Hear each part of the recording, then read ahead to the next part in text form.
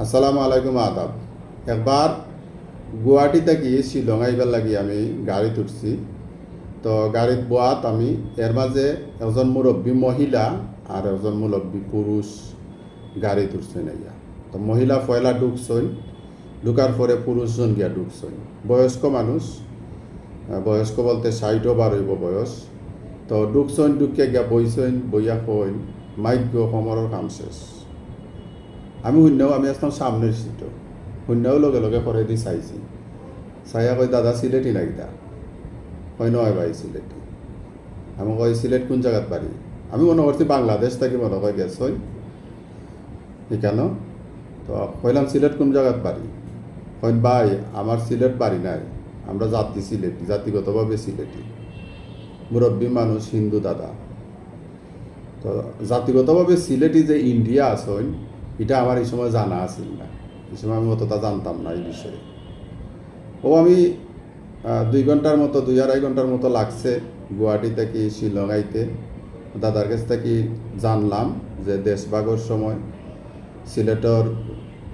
সিলেট জেলা এই সময় আছিল, বড় সিলেট জেলা, বর্তমান যে বাংলাদেশের অংশ, যে সিলেট, হবিগঞ্জ, মৌলভীবাজার, সুনামগঞ্জ লাগাইয়া যে আছে আছে বর্তমানে জেলাগুন আছে, সকলটির মিলাই একটা জেলা আছে সিলেট জেলা। আর এগুন্তর লগে ইন্ডিয়ার কিছু জায়গা আছিল, আসাম প্রদেশের হাইলাকান্দি, করিমগঞ্জ, ওতা আছিল আর কি। তো ওটা কইলা তাই হওয়ার বাদে তোকে জানলাম যে আমরা সিলেটি হলের একটা অংশ ইন্ডিয়া আসেন।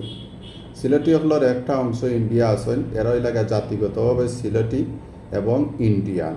ঠিক আছে, তারা ইন্ডিয়ান নাগরিক তারারে দেশভাগের সময় হাইটটা নিছে কি ইন্ডিয়ার লগে, বাংলাদেশের লগে রাখছে না।